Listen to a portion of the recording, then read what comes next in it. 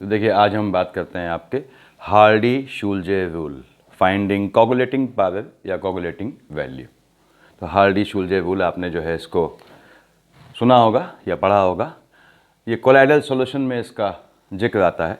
अब colloidal solution क्या हुआ, थोड़ा स्टेप में देख लीजिए हल्का सा। ये है, मैंने लिखा कोलॉइडल सॉल्यूशन। सॉल से बनता है। कोलॉइडल सॉल्यूशन मतलब पार्टिकल का साइज आपके ट्रू सॉल्यूशन से थोड़ा ज़्यादा होता है और सस्पेंशन से कम होता है। एक शब्द में इसको या एक लाइन में इसको समझने के लिए आप ऐसे समझिए कि यदि हमने एक कंटेनर में, ये आपका पानी है देखिए, और यहाँ पे भी आपने वाटर लिया है, H2O इज़ देयर। यहाँ आपने थोड़ा सा NaCl डाल दिया या इसको डिज़ोल्व किया आपने, तो ये क्या बना आपका ट्रू सॉल्यूशन। या आपने शुगर डाली इसमें, डिज़ोल्व किया उसको, ट्रू सॉल्यूशन बना। पार्टिकल का साइज़ कम है, हमें दिख नहीं रहा है कुछ भी, देखिए। उसके बाद आप जानते हैं पारदर्शी टाइप का हो जाता है। यहाँ देखिए H2O में आपने मड डाल दी, तो ये तो ट्रू सॉल्यूशन था पहले, ये मड डाली आपने, इसको आपने स्टाइविंग करते हुए इस तरह से पैडल से इस तरह से रोटेट करते हुए, तो क्या हुआ, मड के पार्टिकल कंप्लीटली इस वाटर के कंटेनर में मिक्सअप रहेंगे।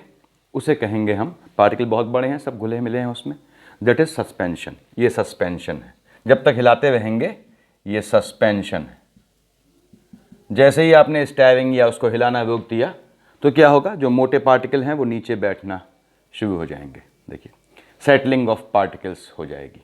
तो नीचे बैठने के बाद आपने इसको स्थिर छोड़ दिया और कुछ समय बाद आपने देखा कि पार्टिकल जो है वो पानी में, वो पार्टिकल बच गए, नीचे बैठ गया। देखिए सब जो बैठना था, जो पार्टिकल थे वो पानी में डिज़ोल्व हैं और इनका साइज़ अब इनसे तो कम है ऑब्वियसली।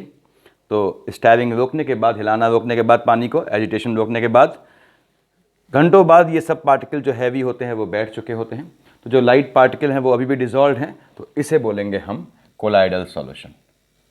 तो इसका मतलब यह है कि कोलाइडल सॉल्यूशन के पार्टिकल का साइज़ ट्रू सॉल्यूशन के पार्टिकल से तो ज़्यादा होता है लेकिन सस्पेंशन से कम होता है। तो इतना हम बस डेफिनेशन देख में, बहुत लंबा जाएंगे तो दिक्कत आ जाएगी। देखिए इसमें अब साहब कोलाइडल सॉल्यूशन, ये चीज़ स्टेबल क्यों है, ये स्टेबल होते हैं। देखिए कोलाइडल सॉल्यूशन साहब स्टेबल बिकॉज इनमें जो है चार्ज होता है। कैसे चार्ज होता है, जैसे आपने सॉल्यूशंस में या होमोजेनस सॉल्यूशन में या ट्रू सॉल्यूशन में देखा होगा कि किसी भी सॉल्यूशन का हम क्या पढ़ते हैं कि सॉल्यूशन दो पार्ट हैं इसके। सॉल्यूशन बना है आपके सॉल्यूट प्लस सॉल्वेंट से। इन द सेम पैटर्न आपके कोलाइडल सॉल्यूशन में क्या होता है कि आपका ये colloidal solution is equal to, आप देख रहे हैं ये सॉल्यूट के बदले डिस्पर्स्ड फेज आ जाती है। इसको बोलते हैं, एक ही चीज़ है वो, दोनों में कोई अंतर नहीं है। रफली देखें तो इसको बस नाम बदल दिया हमने, dispersed phase, and this is solvent, ये डिस्पर्स्ड फेज हो गया, solvent is dispersion medium, dispersion medium. तो यहाँ पे इसको हम डिस्पर्स्ड फेज और डिस्पर्जन मीडियम बोलते हैं, स्पाइट ऑफ कॉलिंग सॉल्यूट और सॉल्वेंट। तो अब क्या होता है कि ये स्टेबल क्यों है कोलाइडल सॉल्यूशन, क्योंकि इनमें डिस्पर्स्ड फेज और डिस्पर्जन मीडियम में अपोजिट चार्ज होता है। तो उससे क्या होता है, सभी डिस्पर्स्ड फेज के पार्टिकल में मान लीजिए पॉजिटिव चार्ज है, तो वो डिस्पर्स्ड फेज के पार्टिकल सेम चार्ज के कारण रिपेल करेंगे, एक दूसरे के पास नहीं आएंगे, यानी वो इकट्ठा नहीं होंगे, यानी आपका सेटलमेंट नहीं होगा, या नीचे नहीं बैठेंगे, या प्रेसिपिटेशन नहीं बनेगा। Because of this same charge, आपस में जुड़ेंगे ही नहीं वो। अगर सेम चार्ज है तो रिपल्शन होगा। ऐसे ही डिस्पर्जन में अगर ये पॉजिटिव है तो डिस्पर्जन में चार्ज हो जाता है नेगेटिव। उससे क्या होता है, अब डिस्पर्स्ड फेज पूरी तरह घुला हुआ है डिस्पर्जन मीडियम में, बिकॉज दोनों में अपोजिट चार्ज है। तो ये जनरल कॉन्सेप्ट है कि इनमें चार्ज ही इनकी स्टेबिलिटी का रीज़न होता है। थोड़ा बहुत electrolyte is very essential for the stability of colloidal solution. कहीं बताऊंगा आप लोगों को, जला डालेंगे तो फिर सेटलमेंट हो जाता है, बैठने लगता है। ऐसा इसका रीज़न क्या है, इसको मैं हटा दे रहा हूँ। देखिए तो कोलाइडल सॉल्यूशन में जो डिस्पर्स्ड फेज और डिस्पर्जन मीडियम टर्म बोलते हैं हम, बेसिकली वो आपका सॉल्यूट और सॉल्वेंट को ही डिफाइन करता है। जैसे आपसे कहता है, मान लीजिए आपने कहा साहब KI प्लस AgNO3। अब हम आ रहे हैं आपके हार्डी-शूलजे साहब पे। KI प्लस AgNO3, इसने दिया AgI प्लस KNO3। पहला केस आपने कहा साहब, इफ सपोज AgNO3HN अगर AgNO3 ज़्यादा था तो क्या हुआ, ये AgI तो बना आपका, दिस इज सॉल फॉर्म हुआ। अब इसने कॉमन आयन अपने पास खींच लिया। कॉमन आयन क्या है यहाँ पे, Ag+ है, देखिए Ag+ इज कॉमन आयन। तो ये इस तरह से इसने Ag+ को अपने पास खींच लिया। ऐसे ही आपने दूसरा केस लिया कि साहब इफ KiHNXees Ki ज़्यादा है तो Ki पे कॉमन आयन क्या हुआ, AgI से I- हुआ। तो अब सॉल ने आपका जो है जो कॉमन आयन है I- को खींच लिया। अब देखिए सॉल पे चार्ज क्या आ गया, अगर सॉल का हर पार्टिकल इस तरह से Ag+ से सराउंडेड है तो सॉल पे चार्ज क्या आ गया, पॉजिटिव। तो इसे बोलते हैं पॉजिटिव सॉल। जो कि आपका सॉल पे क्या चार्ज आया, इसे नेगेटिव आया, इसे बोलते हैं नेगेटिव सॉल। एक जनरल कॉन्सेप्ट है कि जो पॉइजन टाइप के एलिमेंट्स होते हैं, ठीक है, आपने कहा साहब Sb हो गया, आर्सेनिक हो गया, तो उनके सॉल नॉर्मली नेगेटिव होते हैं। खैर अभी हमें ऐसे गोल्ड का सॉल भी नेगेटिव होता है। तो साहब अभी क्या है, सॉल पे चार्ज मालूम है हमको क्या होता है कि साहब पॉजिटिव चार्ज है या नेगेटिव चार्ज है सॉल पे। अब वो डिस्पर्जन मीडियम पे अगर ये पॉजिटिव है तो ठीक इसका उल्टा होगा ताकि वो आपस में मिक्सअप रहें। सिमिलरली यहाँ पे अगर नेगेटिव है तो पॉजिटिव होगा ताकि वो मिक्सअप रहें। वो हेल्महोल्ट्ज़ डबल लेयर कॉन्सेप्ट है, उसका अभी यहाँ मतलब नहीं है। यहाँ हम बात कर रहे हैं सिर्फ हार्डी-शुल्जे नियम की। अब हार्डी-शुल्जे नियम देखिए, ये कहता है कि साहब पॉजिटिव सॉल में, ध्यान दीजिएगा, अगर हमने कोई ऐसा आयन डाला या बेसिकली इलेक्ट्रोलाइट डाला जिसने नेगेटिव आयन दिया तो ये पॉजिटिव नेगेटिव को बैलेंस कर देगा, यानी ये चार्ज हट जाएगा इसका, यानी AgI के सॉल के पार्टिकल्स आपस में चिपक जाएंगे, आपस में आ जाएंगे, बड़ा पार्टिकल बना के नीचे बैठ जाएंगे, सेटलमेंट जिसे बोलते हैं कोएगुलेशन। तो क्या हुआ कि आपका थोड़ा इलेक्ट्रोलाइट तो आवश्यक था, आपने देखा कि आपके इनकी कोलाइडल सॉल्यूशन की स्टेबिलिटी के लिए, लेकिन इलेक्ट्रोलाइट थोड़ा बढ़ा दिया आपने तो क्या होता है, वो यहाँ पे इस लेयर को ख़त्म कर देगा, इस चार्ज को बैलेंस कर देगा। जैसे I- आया, ज़्यादा एक्सिस में आ गया यहाँ पे, तो I- इस Ag को खा जाएगा, सेपरेट कर देगा। देखिए तो क्या हुआ, AgI के पार्टिकल सब बिना चार्ज के हो जाएंगे, आपस में मिक्सअप होंगे और बड़े होकर साइज बड़ा होने से वो सस्पेंशन की सीरीज में आएंगे और नीचे बैठ जाएंगे, जिसे हम बोलते हैं कोगुलेशन या फ्लोकुलेशन, दैट इज प्रेसिपिटेशन या सेटलमेंट ऑफ पार्टिकल। सबका मतलब एक ही होता है। तो यहाँ पे क्या है, आपने कहा साहब चार्ज क्या है, पॉजिटिव, तो इसका सेटलमेंट, इसमें कोगुलेशन कौन करेगा, नेगेटिव आयन करेगा। ध्यान दीजिएगा, इसमें चार्ज क्या है, नेगेटिव, तो सेटलमेंट यानी कोगुलेशन यानी कि आपका इस चार्ज को खत्म कर कौन करेगा, पॉजिटिव आयन करेगा। तो जो आयन आपके दिए गए सॉल के चार्ज को खत्म करे यानी उसका अपोजिट चार्ज होगा, उसे बोलते हैं इफेक्टिव आयन। तो दो चीज मालूम पड़ी, इसका इफेक्टिव आयन क्या है, ये पॉजिटिव यानी कैटायन होगा, इसका इफेक्टिव आयन नेगेटिव यानी एनायन होगा। तो इफेक्टिव आयन को ही हार्डी-शुल्जे साहब ने डिफाइन किया है यहाँ पे इस तरह से। इसको मैं हटा दे रहा हूँ। इनका कहना ये था कि पहली बात तो ये है, इफेक्टिव आयन कौन सा होता है। देखिए, effective ion is the ion having charge opposite to sol particle.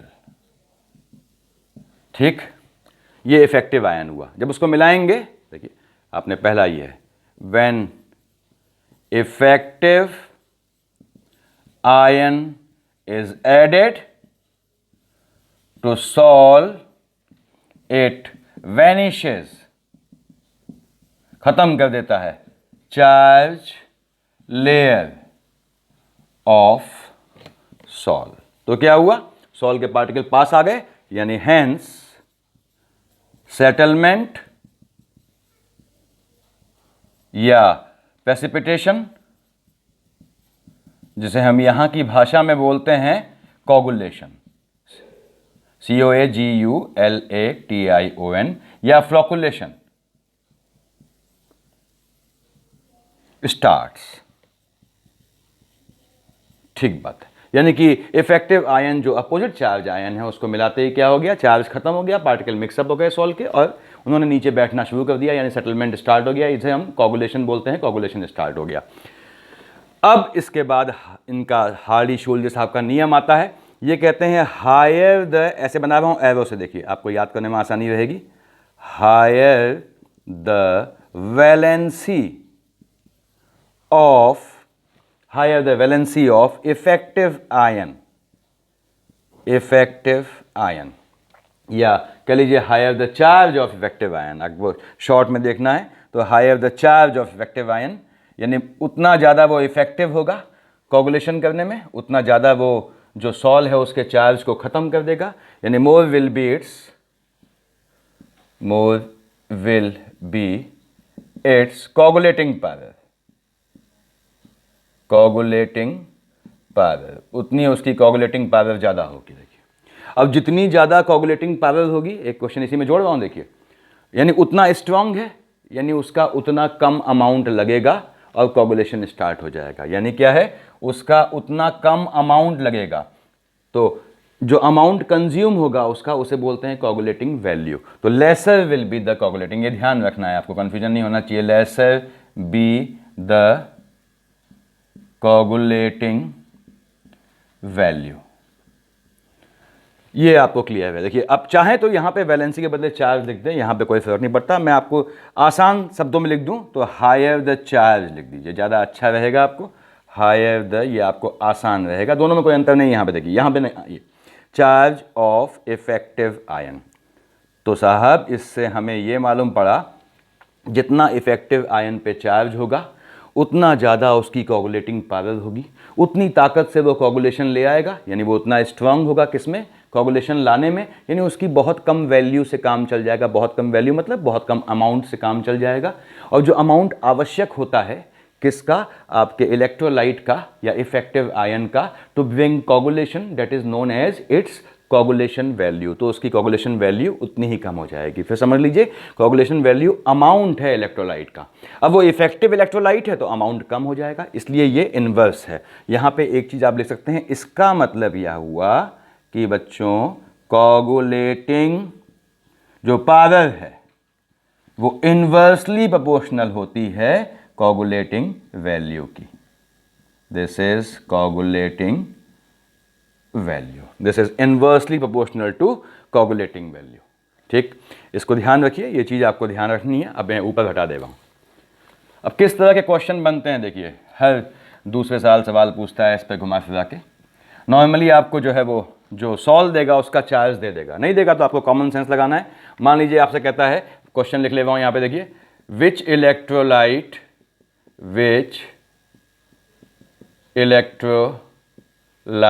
Is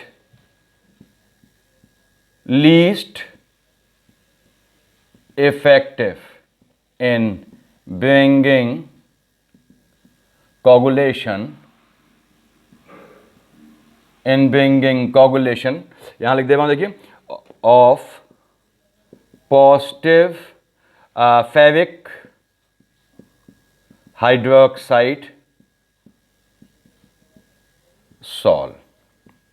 इसने ऑप्शन दिया है आपको KBr, दूसरा दिया है K2SO4, KBr हो गया, K2SO4 हो गया। आपने कहा साहब तीसरा लेते हैं, मान लीजिए कोई ले लेते हैं K2 और C2O4, और आपका अगला दिया है K2FeCN, K2 लिखा है देखिए, K2FeCN6।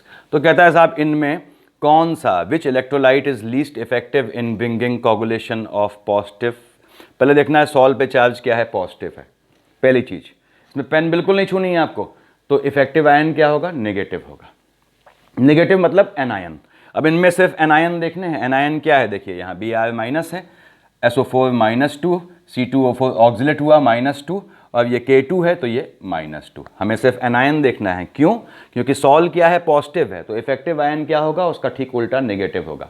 अब ये कह रहा है लीस्ट इफेक्टिव पूछा है, अब ये कहता है साहब जिसका चार्ज जितना ज़्यादा होगा वो उतना ज़्यादा इफेक्टिव होगा। देखिए उसकी कोगुलेटिंग पावर उतनी ज़्यादा होगी, यानी उतना ज़्यादा, यहाँ लिख ले रहा हूँ, more effective it will be, more effective it will be. अब इसने लीस्ट इफेक्टिव पूछा है, यानी सबसे कम चार्ज। देखिए प्लस के उल्टा, पॉजिटिव है सॉल्व, तो नेगेटिव में किस में है, इसमें तो -2 है, इसमें भी -2 है, इसमें भी -2 है, KBR में सबसे कम चार्ज है। तो साहब ये लीस्ट इफेक्टिव है, ध्यान सुनिएगा, किसमें, कोगुलेशन लाने में पॉजिटिव फेरिक हाइड्रोक्साइड सॉल्ट में। अब ये लीस्ट इफेक्टिव है, देखिए लीस्ट इफेक्टिव है तो यानी इसका ज़्यादा अमाउंट डालना पड़ेगा। तो यहाँ लिखा हुआ है लीस्ट इफेक्टिव है यानी पावर मिनिमम है, तो ये कम है तो कोगुलेटिंग वैल्यू शूट कर जाएगी। यानी दूसरा सवाल कि मैक्सिमम कोगुलेटिंग वैल्यू किसकी होगी, KBR की होगी। ये इसका भी आंसर KBR होगा, ध्यान रखिएगा, क्योंकि सबसे ज़्यादा अमाउंट KBR का डालना पड़ेगा, क्योंकि इसमें सबसे कम चार्ज है, देखिए -1 है। जितना ज़्यादा चार्ज इफेक्टिव आयन पे उतना ज़्यादा कोगुलेटिंग पावर यानी उतना इफेक्टिव होगा, जितना कम चार्ज उतना कम इफेक्टिव होगा, उतनी कोगुलेटिंग पावर कम होगी। सबसे कम इफेक्टिव कौन हो गया, KBR हो गया, उतनी कम उसकी कोगुलेटिंग पावर हो गई। अब कोगुलेटिंग पावर कम हुई यानी वैल्यू बढ़ गई, तो उसकी वैल्यू यानी KBR का अगर पूछता है इसमें कोगुलेटिंग वैल्यू किसकी ज़्यादा होगी तो KBR की ज़्यादा होगी। इसको हटा दे रहा हूँ, देखिए मैं नीचे मैंने लिखा हुआ है ताकि आप लोगों के लिए आसानी रहे। अगला लेते हैं, मान लीजिए कहता है साहब ये आपका अमंग, क्वेश्चन ले रहा हूँ, देखिए अमंग Na2SO4 CaCl2 ऑप्शन में डाल दूँ इसे मैं, चलिए ऐसे लिख देता हूँ Al2 कोई ले रहा हूँ मैं, SO4 होल थ्राइस, Na2SO4 हो गया, ये हो गया, और एक और ले लें इसमें NH4Cl। देखिए the most effective, the most वहीं लिख ले रहा हूँ भाई, द मोस्ट आपके इफेक्टिव कोगुलेटिंग एजेंट,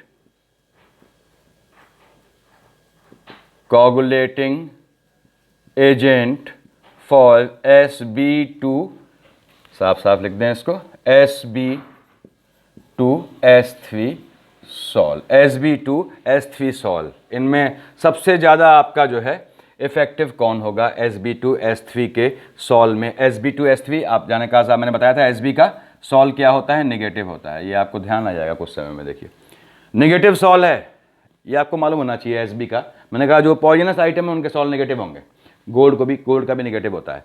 अब नेगेटिव सॉल है तो आपका इफेक्टिव आयन कौन हुआ, पॉजिटिव हुआ। सब में सिर्फ कैटायन देखिए, देखिए Na पे सिंगल पे देखेंगे चार्ज, 2 Na पे नहीं देखेंगे, एक Na पे क्या होता है +1, एक Ca पे +2, एक एल्युमिनियम पे +3, एक NH4 पे +1।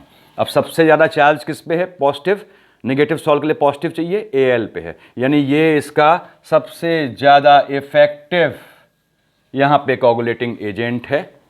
चाहे ये क्वेश्चन पूछे या इसकी कोगुलेटिंग पावर सबसे ज़्यादा है, चाहे ये क्वेश्चन पूछे या इसकी कोगुलेटिंग वैल्यू सबसे कम है, तो तीनों के आंसर का ये आपका ऑप्शन सही होगा। इसको हटा दे रहा हूँ, देख लिया होगा आपने, इसको भी हम हटाते हैं। देखिए किस किस तरह का सवाल पूछता है, इसमें पूछेगा इसी में आपके, और कुछ नहीं, आपको सिर्फ सॉल्व का चार्ज देगा, बहुत बहुत चार्ज नहीं देगा, तो आपको आइडिया कैसे लगाना है बताया मैंने आपको।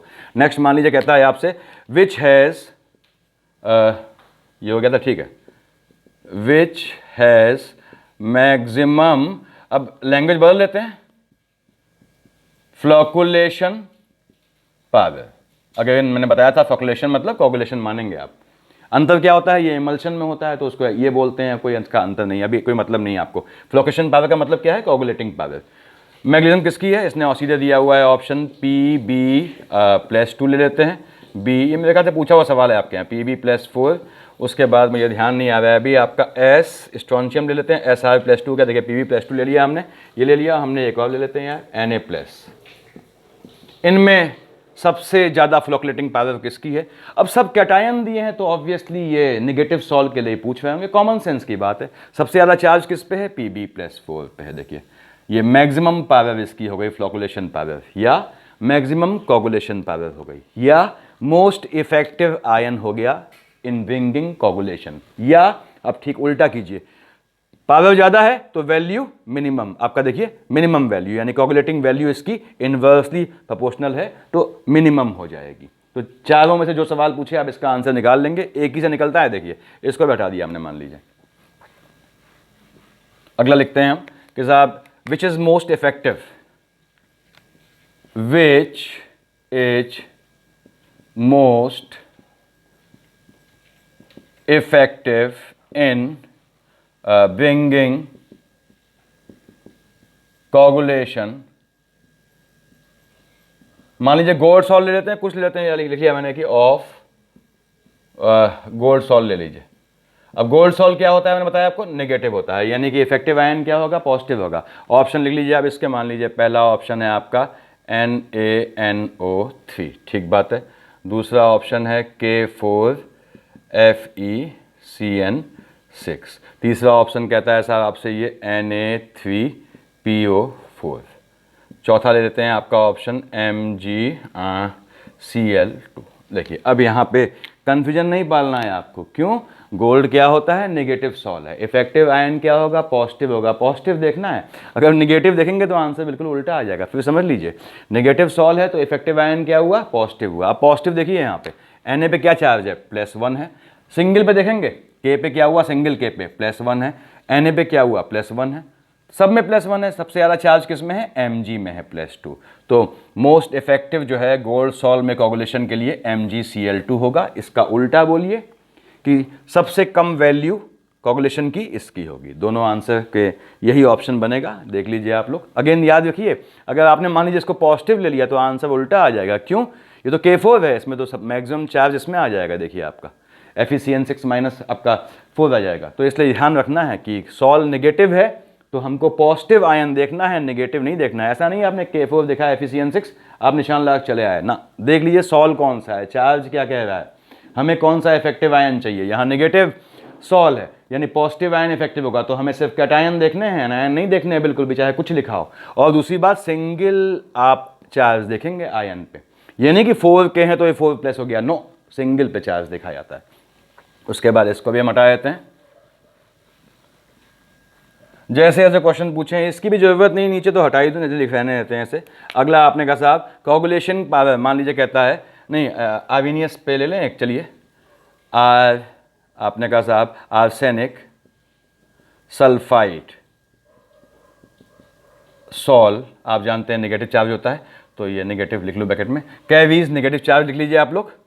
मान लीजिए कहता है मैक्सिमम, चाहे आप कोगुलेटिंग वैल्यू पूछे चाहे कुछ पूछे, मैक्सिमम प्रेसिपिटेशन, थोड़ा वर्ड बदल दे रहा हूं, maximum precipitation will be caused by।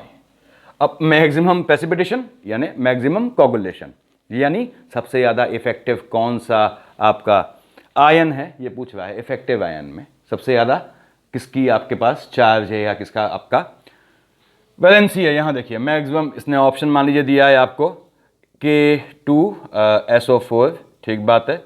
अगला आपने कहा साहब हम ले लेते हैं मान लीजिए CaCl2, K2SO4 CaCl2। तीसरा ले लिया आपने Na3PO4। चौथा ले लिया आपने AlCl3।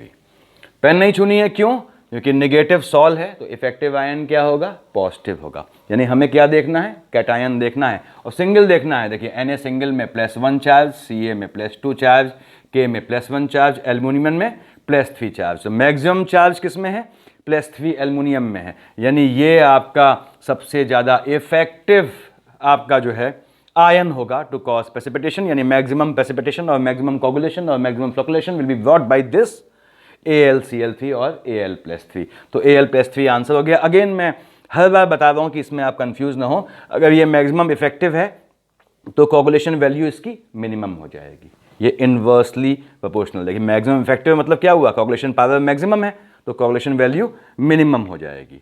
मेरे ख्याल से इससे आपको समझ में आ गया होगा, इतना सफिशिएंट है। ठीक है भाई, थैंक यू।